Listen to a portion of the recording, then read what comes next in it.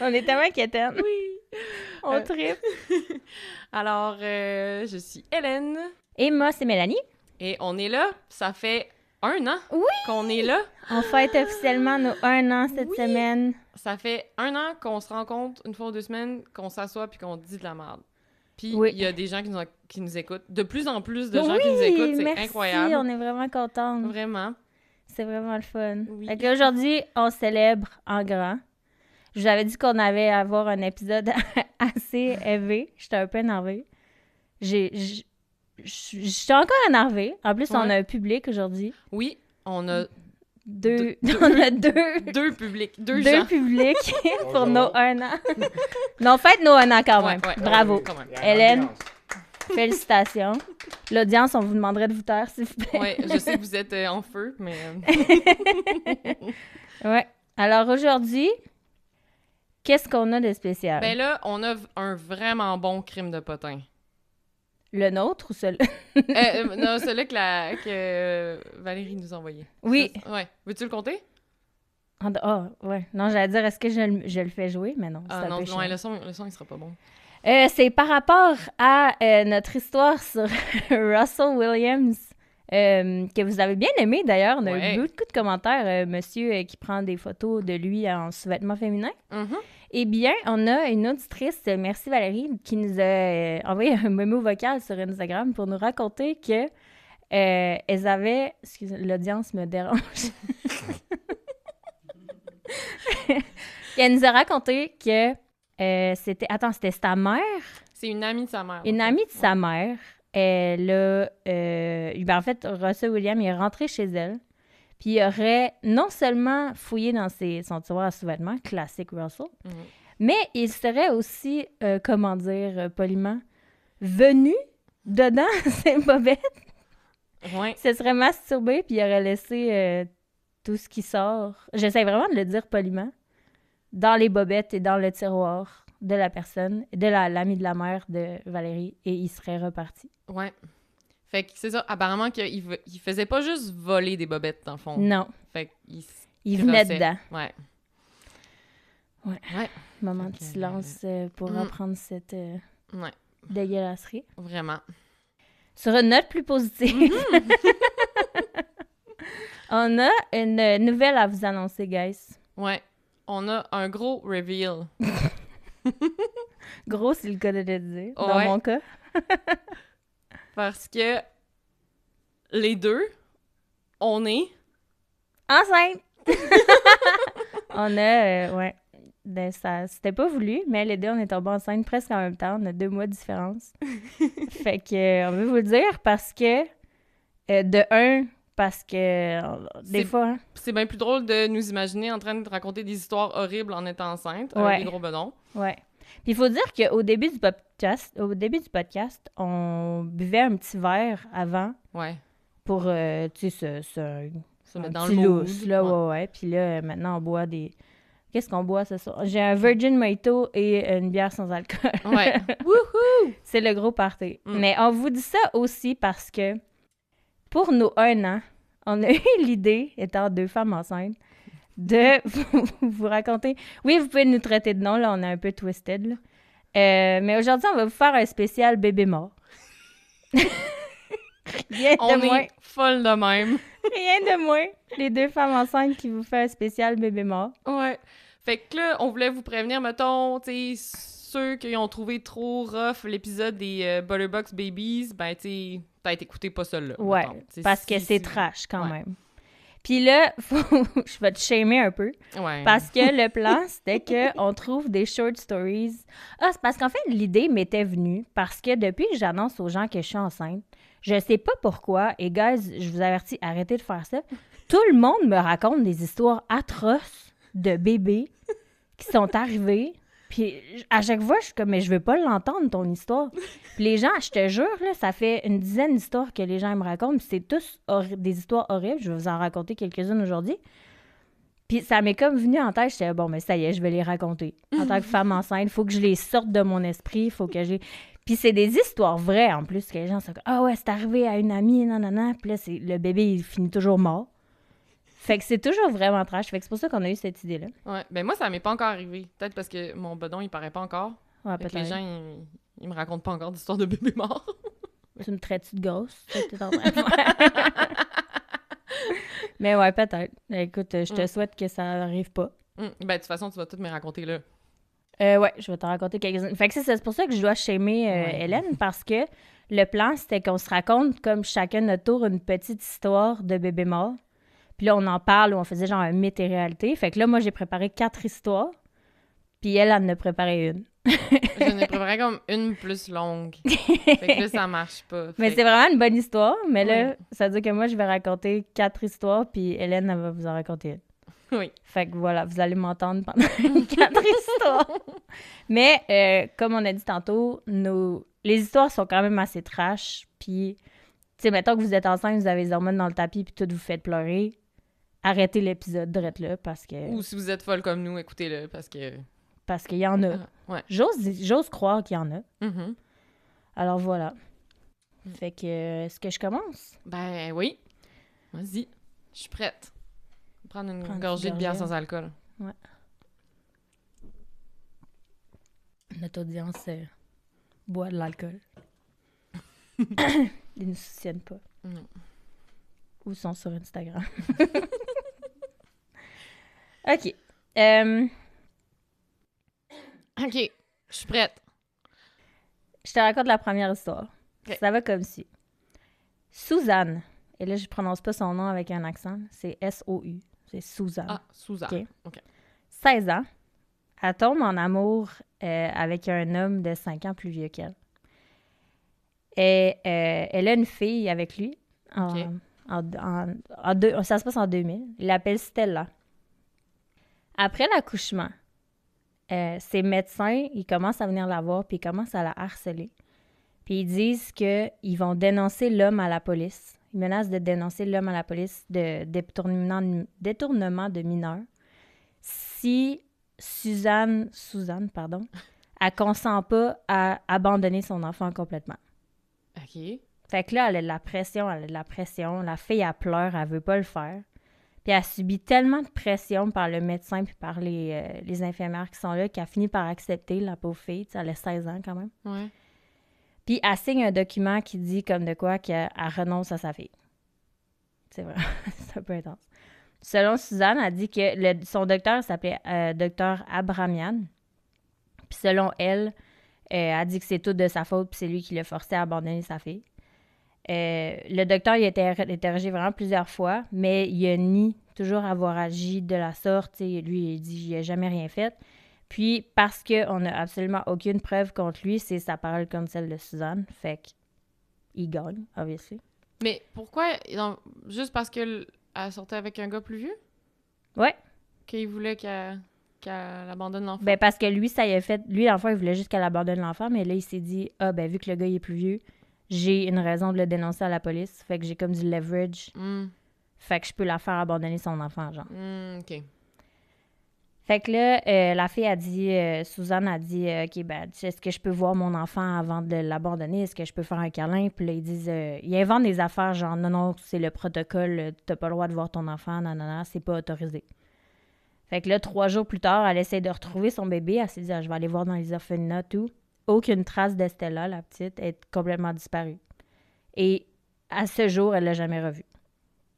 C'était en 2000. Suzanne, elle a été certaine que la petite, elle a été vendue par un réseau d'adoption clandestin qui était visé par les autorités arméniennes. Fait que ça s'est rendu loin. OK. Selon l'avocat de Suzanne, ce réseau-là, il était opérationnel depuis de nombreuses années. Puis, il était, et je quote, plus puissant que la mafia des drogues. Et il impliquerait des hauts responsables politiques, des membres de la police, des maternités, genre des orphelinats. Ouais. Puis, il aurait transformé l'Arménie en incubateur à bébés. Hein? Ouais, ça s'est vraiment rendu loin. Puis, tout ça, ça s'est rendu en justice, puis ça a été vraiment gros. Puis, il y a personne qui a encore réussi à obtenir la justice à récupérer son enfant de ce réseau de trafic Puis de ça, bébés-là. c'était au Québec, la fille?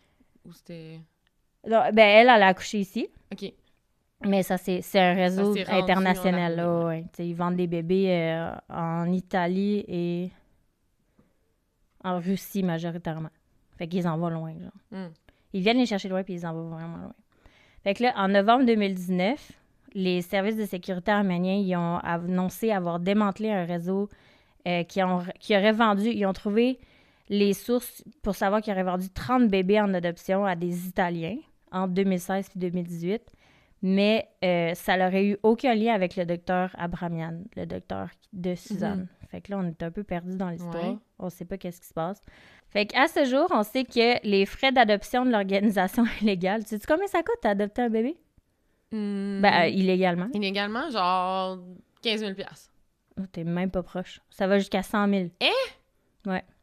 Tabarouette. Fait que ça a été vraiment un gros coup. Ça a été vraiment une grosse enquête. Puis à ce jour, on sait aussi que, c'est ça, les frais, ça a commencé à 20 000, ça allait jusqu'à 100 000. Puis on sait aussi qu'il y a plus de 100 femmes qui ont dit avoir été forcées de mener leur grossesse à terme puis d'avoir donné leur bébé de la même manière que Suzanne a été forcée. Il y a le comité d'enquête arménien qui a déclaré que 5 personnes, dont les directeurs d'une maternité privée et d'un orphelinat public, ils ont été arrêtés dans le cadre de l'enquête, mais rien de plus. Puis encore aujourd'hui, l'enquête est à ce jour ouverte. J'en parle parce que je trouve ça complètement capoté. Ouais. Qu'un réseau comme ça existe, qui soit au courant, qui a arrêté 5 personnes, qui a le nom des coupables, qui a des témoins, puis qui fonctionne encore. Ouais. Ça me fait capoter. Oui. J'ai essayé vraiment de trouver plus de détails sur ce réseau-là, puis il n'y a rien. Fait que c'est sûr que s'il y a des informations qui sortent, je vais faire un update, là. Mais cette histoire-là me faisait juste un peu capoter. Ben oui, c'est fou. Ouais, puis surtout avec, tu sais, comme toutes les... ouais, en tout cas, toutes les histoires des communautés autochtones qu'on a ici qui se font voler leurs bébés et tout. Fait que ça me fait penser à ça. Cette histoire-là me touchait vraiment beaucoup. Et c'est juste un petit début. OK. C'était, ouais. C'est la première histoire. C'était soft. C'est soft. Ouais. Mais c'est un sujet important en tant que prego-wego. Là, je te raconte deux histoires que les gens m'ont racontées. C'est des short stories, OK, mais sont horribles. OK. Vous êtes prévenus. Ouais. Là, j'ai inventé des noms aussi. C'est pas les vrais noms. Parce que pour couvrir les gens à qui c'est arrivé. Donc, on est au Québec en 2014. La famille Beaupré. C'est Vincent et Anne-Laurie qui ont une fille d'1 an, Olivia, puis ils vivent le parfait bonheur. OK? Tous les matins, Vincent il part travailler sur son chantier de construction, puis il laisse la petite Olivia à la garderie en passant. Jusque-là, tout va bien. Puis là, il y a un matin d'été très, très chaud que Vincent et Olivia, ils partent en voiture comme à chaque matin. Mais en allant à la garderie, il y a comme sur l'autoroute, il y a une voiture qui roulait en arrière de Vincent vraiment, vraiment rapidement, puis il l'a comme dépassé. Fait que Vincent, il a failli avoir un accrochage quand même important. La voiture roulait genre à 200 km/h. Fait que, il aurait pu avoir un accident vraiment grave, mais il n'y a rien qui est arrivé finalement. OK. C'est pas ça l'histoire. Le bébé, il meurt pas un dans accident. OK. Donc, Vincent, il continue sa route, mais il est vraiment sous le choc. Là, il comprend pas qu'est-ce qui s'est passé. Puis, il dit, mon Dieu, j'aurais pu tuer ma fille, blablabla. Fait que là, tout va bien. Il reprend sur lui, il s'en va travailler, tout va bien. Il se rend au travail. Après la journée de travail complétée, Vincent, il se rend à la garderie pour aller chercher sa fille, comme il fait à tous les jours. Il arrive à la garderie, puis il voit pas sa fille. Fait que là, il s'informe auprès de l'éducatrice. Donc là, l'éducatrice, elle y répond, Olivia n'est pas venue à la garderie aujourd'hui. Elle dit, t'es jamais venue le porter. T'es jamais venue la porter. Fait que là, Vincent, il capote. Il dit, ma fille est où? Il comprend pas ce qui se passe. Fait que là, il se remémore qu'est-ce qui s'est passé le matin. Puis là, il réalise, il fait, fuck. Je suis jamais allée porter ma fille à la garderie. Il s'en va dans son char. La petite était là. Ah oui, je l'ai entendu, cette histoire-là. La petite était dans l'auto, décédée, obviously. Il l'avait laissée toute la journée dans son siège d'auto parce qu'elle s'était endormie. Puis il l'avait comme pas entendu, puis il était sous le choc à cause de l'accrochage qui est arrivé. Fait qu'il a complètement oublié. Il a oublié là. La journée était extrêmement chaude à ce qui paraît. Ah oui. La petite est décédée. Ah oui. Je sais pas si elle est décédée de chaud, de chaleur, Manque de d'air ou de soif, de faim, je sais pas, de déshydratation. Non, mais ça doit être, de chaleur, je pense. Ça, là, c'est quelqu'un qui m'a raconté ça quand j'ai annoncé « Hey, je suis enceinte! » Mais oui, mais je l'ai vu, cette histoire-là. Puis, tu sais, après ça, je sais plus, genre, les autorités, ils avaient fait un commentaire vraiment niaiseux, genre... Ben là, pour éviter que ça se produise, essayez de mettre quelque chose de vraiment important en arrière de votre voiture pour pas oublier votre enfant. T'es comme, voyons, qu'est-ce que tu mettrais dans ta voiture qui est plus important que ton enfant, tu sais? À ce point-là... Conseil de merde, là. Mais tu sais, pauvre papa, tu sais, il était comme sous le choc. Puis... c'est vraiment horrible. Tu sais, j'ai modifié certains détails dans l'histoire parce que j'ai pas exactement tous les détails, là. Genre, je sais pas exactement c'est quoi... l'accident qui est arrivé le matin. Mais en tout cas, tu sais, t'es sous le choc. Ben oui. T'oublies ta petite ascendant en arrière. Mais tu sais, j'imagine que son couple, après, tu t'en remets pas, là? Non. Genre, toi-même, tu t'en remets pas, tu sais, genre, c'est de ta faute, tu sais. Comment tu vis avec ça, tu sais. Oublie ça. En tout cas, c'est le genre d'histoire que les gens me racontent quand je leur annonce que je suis enceinte. Thanks, les gens. Je me rappelle pas c'est qui m'a raconté cette histoire-là. Donc, ça, c'était l'histoire numéro 2. Histoire numéro 3. Elle est vraiment, vraiment short, celle-là, OK? OK. Et encore là, j'ai inventé des noms, là, pour question de confidentialité. Ça se passe à Québec encore. Ben, au Québec, pas à Québec. Okay. Annie, 29 ans, elle s'en va à station-service avec son petit garçon Samuel, qui a à peu près 5 ans, genre. Il est quand même un peu plus vieux. Puis elle s'en va juste pour mettre du gaz dans son auto.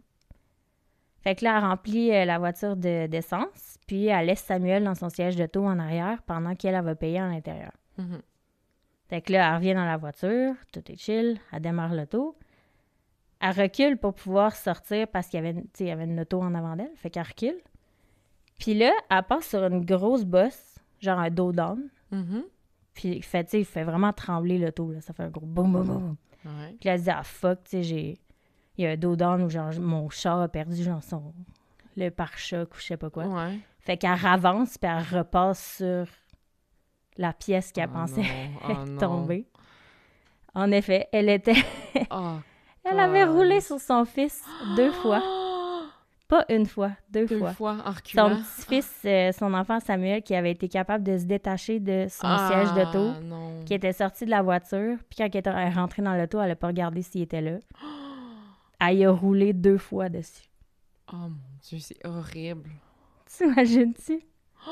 Une autre histoire que les gens me racontent quand je leur dis que je suis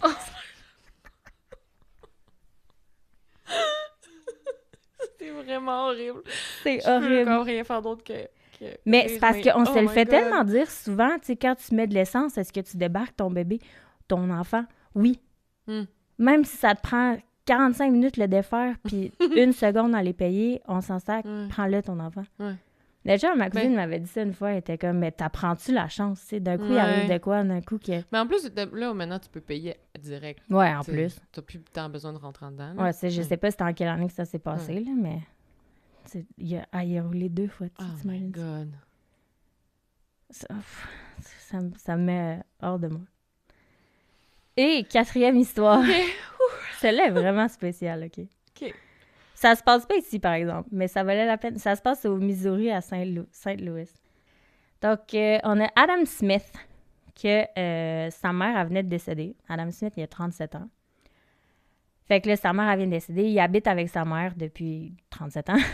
Puis, il est en train de nettoyer la maison, tu sais, de savoir qu'est-ce qu'il garde pas, blablabla. Puis là, il nettoie la cuisine. Puis là, il fait le fridge, le congèle et tout. Et là, dans le congèle, il y a une boîte que sa mère, elle avait jamais dit, elle a toujours dit « touche pas » parce que c'est un... tu sais, les genres de décorations que tu mets sur les gâteaux de mariage? Ouais.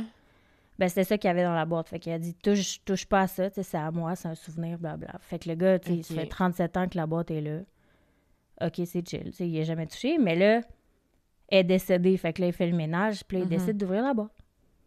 Fait que là, Il dit... J'ouvre le paquet. Là, je quote, c'est ça qu'il dit. Ouais. J'ouvre le paquet, il y avait une couverture rose. Une couverture pour bébé. Puis il dit, quand je l'ai touché, j'ai senti un pied. Il dit, je pouvais voir la tête du bébé avec les cheveux. Puis les cheveux, ils étaient encore attachés en petite couette. Oh my God! Oh, ben Écoute, non. il y a un bébé mort dans son congélateur Toute de sa vie. 37 ans. Toute sa vie, il a vécu avec un bébé mort dans le congélo. Exactement. Fait que là, Adam, il se dit que... Il disait s'être souvenu que sa mère, elle avait un jour parlé de la perte d'un enfant à la naissance. Puis il y a un parent aussi qui avait récemment dit que sa mère, elle avait donné naissance à des jumeaux avant que lui naisse, mais qu'elle en avait perdu un, puis qu'elle avait donné l'autre enfant en adoption. OK. Fait que, tu sais, le gars, il est dans le néant. Fait que là, son esprit est plein de questions, tu sais, il se pose plein de questions. Ben, la dame est décédée. Ouais. Fait qu'il sait pas c'est quoi qui est arrivé. Fait que là, elle disait, je dois attendre l'autopsie pour savoir si le bébé il a respiré un jour, s'il est mort, ou si...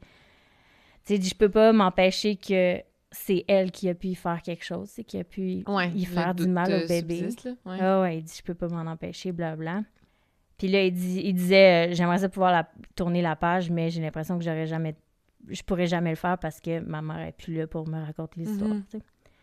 Fait que là, 2 ans plus tard, après que ça soit arrivé, 2 ans plus tard, après que ça soit arrivé, l'autopsie, elle n'a rien pu révéler à cause de l'âge du bébé parce qu'il était vraiment, vraiment trop jeune. Ah ouais. Puis à cause du fait qu'il a été trop longtemps dans le congélateur, le bébé. Fait qu'on on peut pas connaître à ce jour l'histoire de la mort. Cause de la mort. On sait que c'est une fillette, là. Puis la seule information qu'on a, c'est que le bébé aurait été enfermé là pendant 46 ou 47 ans, selon la personne qui a fait l'autopsie. Fait on sait pas si c'est comme un des jumeaux, c'est celui qui est mort à la naissance puis qu'elle a gardé, ou si c'est l'autre qui a dit qu'elle a donné en adoption, mais dans le fond, elle l'a tué. Ouais, on sait pas. Ou même peut-être qu'il était même pas à elle. Peut-être qu'on sait pas. Il était congelé depuis 46 ans. Mais tu sais, après ça, je me dis, le gars, il n'a jamais fait le ménage de son congèle. Ouais. Puis, je pourrais mettre la photo, là. On voit la photo, tu sais, il montre le congélateur avec la boîte dedans. Il y a une photo de ça. Oh my God. Tu vois la boîte dans le congélateur. C'est un congélateur genre jaune, là, qui est rendu jaune, qui était blanc à la base. Fait que c'est ça. Aïe aïe. Ça, c'est pas quelqu'un qui me l'a raconté. C'est une histoire vraiment trash que j'ai trouvée. Oh, mais ça me faisait tellement capoter. Imagine, t'as un bébé pendant 37 ans de ta vie dans le congélateur. C'est peut-être ta sœur, tu sais pas. Ça me fait capoter. Ouais, puis tu peux pas poser les questions à ta mère.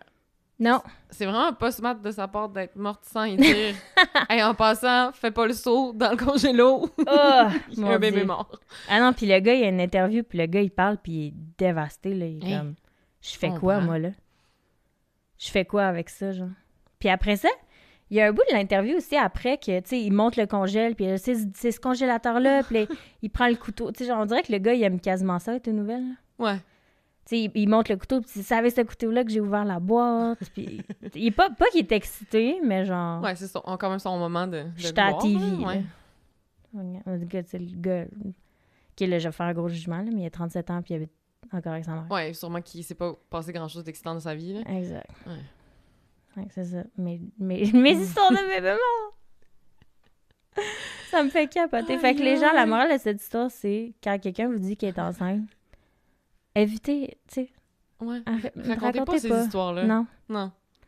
Et voilà. Mes histoires de bébé mort. Ah, c'est bon. J'ai mal au cœur. des bonnes histoires. Mais c'est parce que c'est tout vrai, puis il y en a qui se sont passés ici. C'est ça qui me fait capoter. Ouais. J'ai mal au cœur. Trop de bébés morts. OK. Merci. Fait que pour ces histoires. Merci. Comme, ouais. Alors, c'est ça. Moi, j'ai trouvé comme un sujet, mais qui est comme plein d'histoires, que tu connais un peu, je sais. Ouais. Je la connais, l'histoire. Puis, vu que c'est une journée spéciale aujourd'hui aussi, je trouvais que c'était comme... Il faut dire qu'on est le 30 septembre aujourd'hui à l'enregistrement. Ouais, on enregistre un peu à l'avance, fait qu'on est le 30 septembre et donc au Canada, c'est la première fois qu'on célèbre la journée de vérité et réconciliation. Porter du orange. Porter du orange, je porte mon seul morceau qui est un peu orange. Il y a orange. Quand même orange. Orange brûlé, Ouais. foncé, mais Ouais. il y a orange. Fait que c'est ça, c'est la journée pour reconnaître qu'on a fait un génocide envers le peuple autochtone au Canada. Donc là, on parlait de bébé, puis là, je trouvais pas d'histoire, parce que moi, les gens, ils me racontent pas ces histoires-là. Fait que là, et puis là, à un moment donné, j'ai flashé sur cette histoire-là que j'avais déjà écoutée de bébé. Fait que là, voilà, je vais parler de ça. Je sais de quoi tu vas parler, Ouais. j'ai déjà de la misère. OK. Alors, je vais te compter comme 2 cas, puis... Vas-y. Alors, je vais commencer avec Loreana Echaquan. C'est une petite fille de la communauté Atikamekw de Manawan. Et on est à la fin de l'été 1971. Donc, Manawan, c'est quand même une couple d'heures, mettons, au nord de Montréal et même au nord de Joliette, mettons, Ok. là, au Québec. Et à 2 mois, elle tombe malade. Pneumonie, vraiment grave. Alors, ses parents l'amènent à l'hôpital de Joliette, qui est l'hôpital le plus proche, Mhm. qui est à 200 km. C'est ça. Dans les années 70, la route devait pas être super. En tout cas, gros voyage là, pour aller à Joliette. Fait que, en tout cas, ils peuvent pas rester à Joliette pendant que la petite fille a guéri. Fait qu'ils retournent à la maison à Manawan pendant ce temps-là. Puis là, à Mané, ils ont des nouvelles de l'hôpital que ça dit que l'état de la petite s'est amélioré. OK, cool. Puis là, soudainement, quelques jours plus tard, ils se font dire que Loreana est morte. Classique. Là, ils sont comme, OK. Pourtant, son état s'était amélioré. Ouais. Fait que là, ils sont super tristes. Fait que là, ils retournent à Joliette pour identifier le corps. Puis là, ils arrivent, puis la personne, elle ouvre un cercueil, puis elle leur montre un corps. Mais le corps de l'enfant, il y a genre 10 mois, là. C'est clairement pas... C'est pas Loreana. Là. Loreana, elle avait comme environ 3 mois au moment de sa mort. C'est ça, tu sais, au moment de sa mort. Fait que là, ouais, ils sont comme, entre OK. guillemets. Ben, là, ils disent, ben là, c'est pas notre fille. Puis la personne est comme, elle s'obstine un peu, elle Ouais. referme le cercueil, puis elle dit, faut l'enterrer vite. Fait que là, ils font comme, OK. Et c'est déjà bon qu'ils aillent montrer un corps. D'habitude, Ouais. ils montrent même pas de corps. Non, c'est ça. Là, tu sais, eux, ils ont vu un corps. Et là, pour rajouter à l'absurdité et à la grossièreté de toute cette situation-là, on leur dit, ben là, vu que votre petite est pas baptisée, ben on va l'enterrer, mais à l'extérieur des limites du cimetière. Ah! Et que là, ils sont comme, ben non, en plus, elle est baptisée, tu sais, puis ils sont comme, ah non, désolé, on vous croit pas. Fait qu'ils enterrent la petite, en tout cas, ce corps-là, Ce corps-là. à l'extérieur du cimetière. Genre de l'autre côté de la clôture. Fait que là, C'est ouais. tout ça, ça leur laisse un goût amer, puis ils doutent vraiment que leur fille est morte. Puis là, pour ajouter à leurs soupçons, l'année suivante, la sœur de Loreana, qui se nomme Alice, elle, toujours vivante, elle a été retirée de ses parents à la naissance, donc en 72, pour être envoyée à l'hôpital de Joliette. Elle avait un handicap. Fait que pendant comme sa première année de vie, elle reste à l'hôpital à cause de ce handicap-là. Puis, tu sais, ils n'arrivent pas à avoir des nouvelles comme de qu'est-ce qui se passe à Joliette, tu sais. Et là, finalement, après 1 an, il y a une travailleuse sociale qui se repointe à Manawan avec Alice, mais elle leur montre des papiers d'adoption qu'elle veut leur faire signer. Hein? Là, ils sont comme, ben non, non, C'est nous, notre on fille. la garde avec nous. Ben Alors, pourquoi on signerait des papiers d'adoption? Fait que là, ils disent non, puis ils gardent Alice, mais tu sais, fait que là, il y a ça qui arrive, ils sont comme, OK, là, genre, c'est sûr que Loreana est pas morte. T'sais, ils s'en doutent vraiment, vraiment. Puis là, tu sais, des années plus tard, tu sais, la famille essaye vraiment de retracer qu'est-ce qui s'est passé avec Loreana. Puis, tu sais, finalement, là, tu sais, à travers la bureaucratie, ils ont réussi à obtenir quelques documents officiels sur la mort de la petite. Mais, tu sais, dans les documents qu'ils ont trouvés, là, il y a 3 dates de décès différentes. Ah! Une que c'est le 28 octobre, l'autre le 27, l'autre le 30. Le rapport d'autopsie mentionne que le bébé est mort à son arrivée à l'hôpital.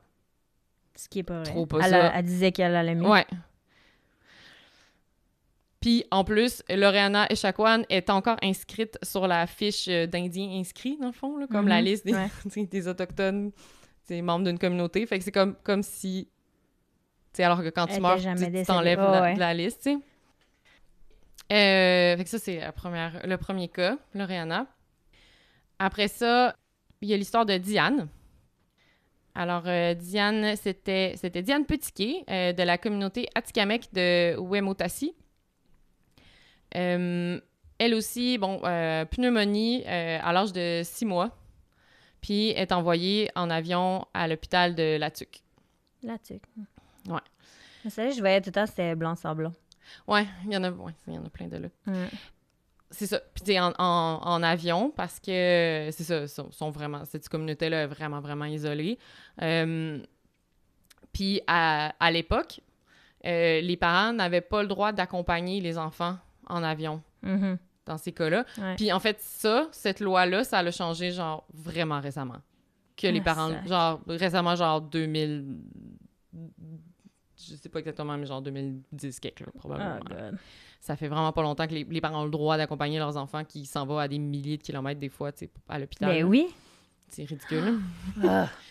Et là, pas longtemps après, le curé oblat Jean-Marc Houle, il faut comprendre qu'à l'époque, le curé, dans une communauté, c'était non seulement le représentant de l'Église, mais c'était aussi le représentant de l'État. Là, il décidait tout. C'est la loi. C'était comme... Ouais.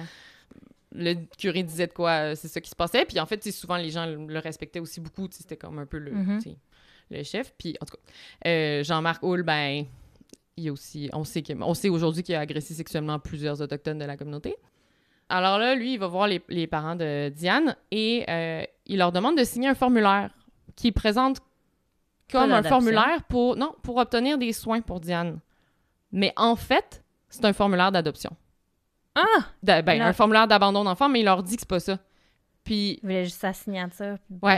Puis les parents, ben, ils l'ont cru. Tu sais, c'était le curé, comme, qu'ils sont habitués. Ils ont fait confiance avec les mains, genre. Fait qu'ils ont signé. Ils ont signé.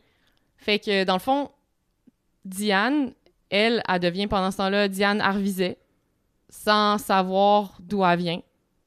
Tu sais, elle avait 6 mois quand elle est partie, tu sais. Fait qu'elle a grandi... dans ce coin-là, en pensant... Mais en même temps, elle sait qu'elle est adoptée parce qu'elle voit bien qu'elle n'est pas blanche, comme le reste de sa famille, tu sais. Fait que c'est seulement quand elle atteint sa majorité que... Elle fait des recherches? Puis qu'elle reprend contact avec sa famille. Fait que finalement, ils l'ont retrouvée comme vraiment, au moins, elle finit bien, cette histoire-là. Ouais, c'est ça. Au moins, elle a retrouvé sa famille. Ouais. Ouais, fait que ça c'est l'histoire de Diane. Ben c'est ça. Tu sais, ça, c'est 2 cas. Puis, en fait, mais on commence à parler de ces cas-là maintenant. Puis, entre autres, ça a commencé à cause d'une enquête de Anne Panassouk. Puis ça, c'est probablement ça que tu as écouté. Là. Dans le fond, elle a un balado, un podcast sur le site de Radio-Canada. Ouais. C'est Histoire d'enquête, c'est la saison 2. Ça s'appelle Chemin de croix. Ouais. Que je vous le conseille vraiment, vraiment, vraiment beaucoup. C'est ça que j'avais écouté. Ouais, si vous ne l'avez pas écouté. Puis elle, dans le fond, elle a commencé ses recherches parce que c'est une amie qui la contacte, une amie Innu, puis elle a dit comme... Il y a un cas, tu sais, dans la communauté de Pakwashipi, en Basse-Côte-Nord. Puis c'est ça, c'est dans les années 70.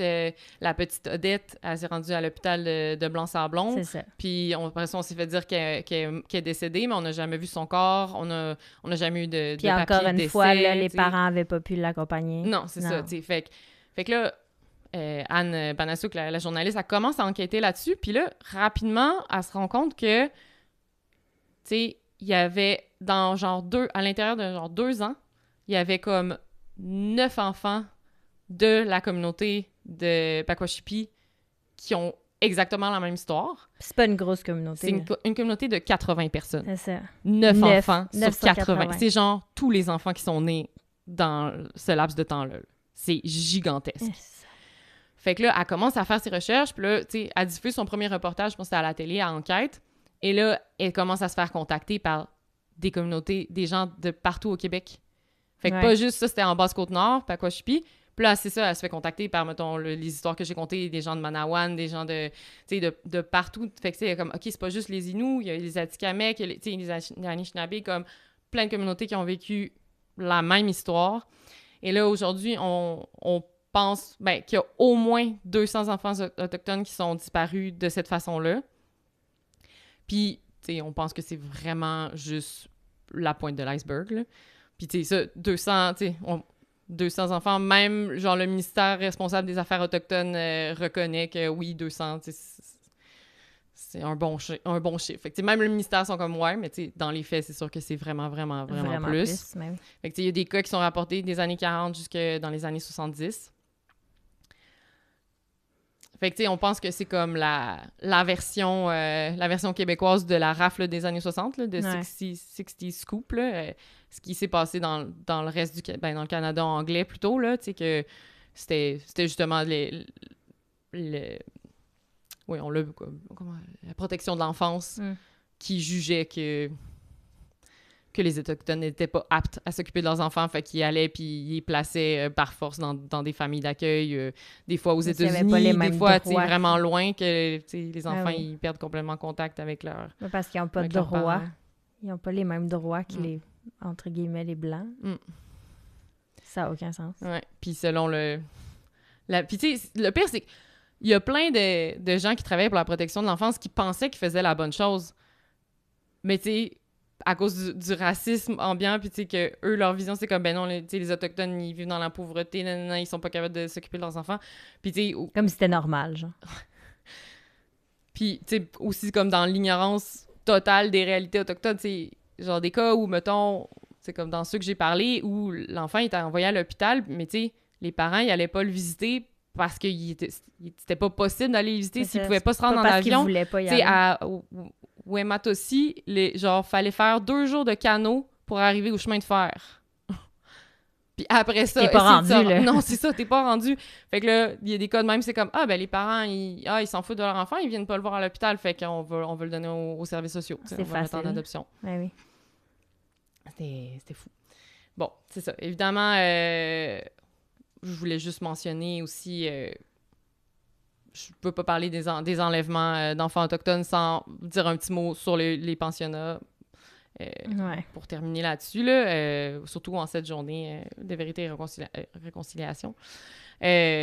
Donc, c'est ça. Bon, je pense que ceux au Canada, vous en avez entendu parler. Pas mal. Ceux ailleurs, peut-être un peu moins. Fait que c'est juste mentionné, entre 1870 et 1996, au pays, plus de 150 000 enfants autochtones ont été envoyés de force dans ce qu'on appelait des pensionnats. Je trouve que c'est pas vraiment le bon mot. Non, vraiment pas. Plus comme des camps de concentration. Ouais, camps de concentration.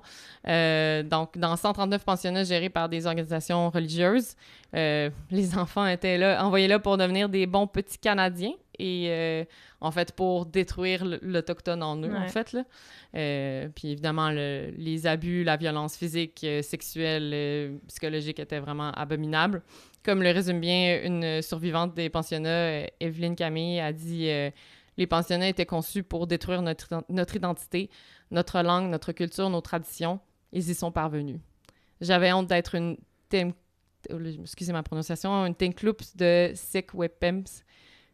C'est ce que le pensionnat m'a appris, avoir honte de mon identité.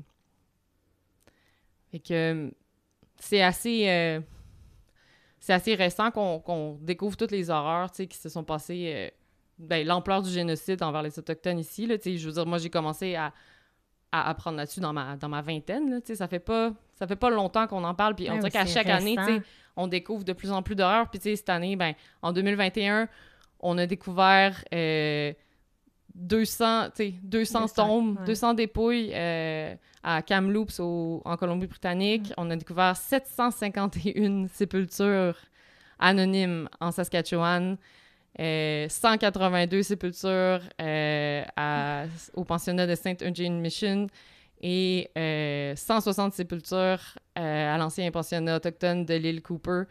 Puis tu sais, on commence à fouiller. Là. On commence à fouiller, puis on en a trouvé comme des milliers de petits corps non identifiés. C'est capoté. Fait que, bonne nouvelle. OK, au moins. Ouais.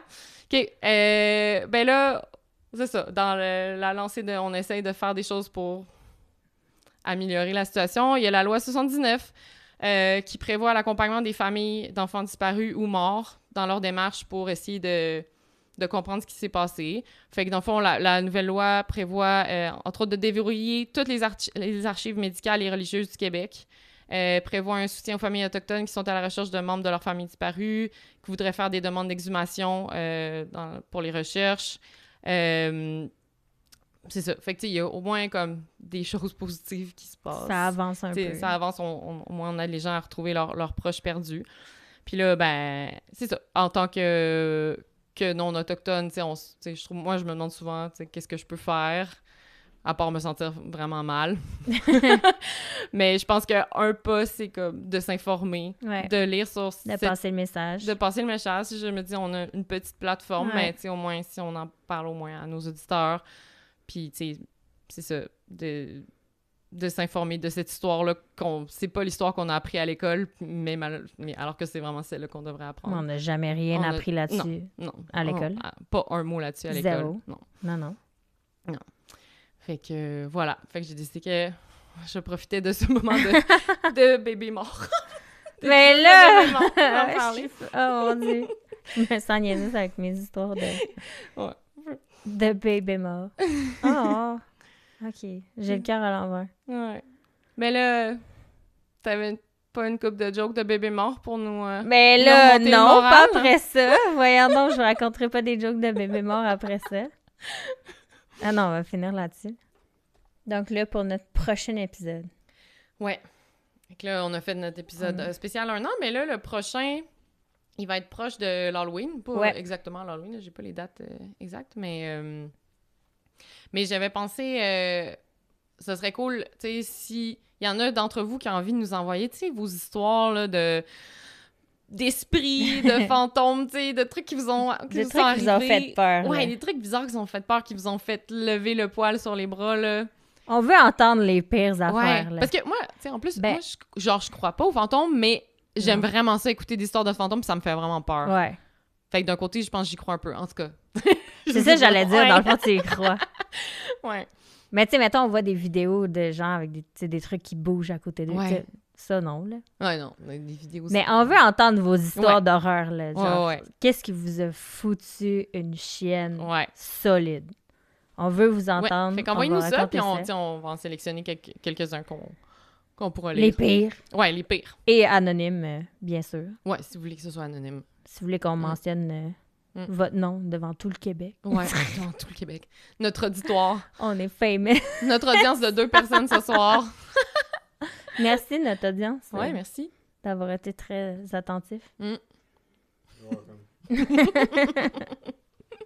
Fait que ouais, on attend que vous nous écriviez. Ouais. Donnez vos commentaires. Et si vous voulez nous lâcher des jokes de bébé mort, même si on est enceinte, sentez-vous à l'aise. Ouais, vraiment. Vous savez maintenant qu'on est bien chill. À quel point on est folle. À quel point on est folle. Puis inquiétez-vous pas, on vous abandonne pas parce qu'on va accoucher dans quelques mois. Mais ça va en 2022. Là. Ouais. Fait que, mais un jour, on va se raconter des histoires horribles avec un bébé à côté. Avec 2 bébés à côté. Ça va être incroyable. Ça va être spécial. À suivre. On va leur mettre des petits bouchons, pas qu'ils écoutent. Ah oui, tu sais, les gros casques. Ouais. Genre, quand tu vas au football, tu leur mets ça sur la tête. Ouais. OK. Bon, ben voilà. Mon Dieu, je vais aller... J'ai le cœur à l'envers, honnêtement. C'est pas parce que je suis enceinte, là. C'est parce que... C'est horrible, ces histoires-là. Puis c'est toutes des histoires vraies, là. C'est toutes des choses qui arrivent. Parce que, bref. Fait que voilà. Fait qu'on se voit dans 2 semaines, la gang. Puis merci encore de nous suivre, puis de nous écrire, puis de... Oui. On reçoit tellement de beaux commentaires. On a tellement une belle communauté, honnêtement. Rien de négatif. Il y a quelqu'un qui s'est plaint de nos talents de chanteuse. Du dernier épisode. Ça, je tiens à dire que c'est Hélène qui édite les... Oui, moi, je trouvais ça trop drôle. Puis j'étais pas au courant. Fait qu'on chantera plus, inquiétez-vous pas. Ouais. Ça l'a déplu à des personnes. Non, je pense qu'il Non, nous c'est pas vrai, je sais. Donc, la prochaine chanson va comme ci. Non, c'est pas vrai. Donc, on se voit dans 2 semaines, puis n'hésitez pas à nous écrire. Puis, oui, en fait, voilà. écrivez-nous, là. Oui! Ah oui, absolument. là, c'est vrai, ouais. On a besoin de vos histoires les plus trash. Les plus dégueulasses, les plus épeurantes, les plus... On s'en fout, c'est quoi. On veut le savoir, on veut vous entendre, on veut vous lire. Voilà. Donc, on se voit dans 2 semaines. Oui! À Bye! bientôt!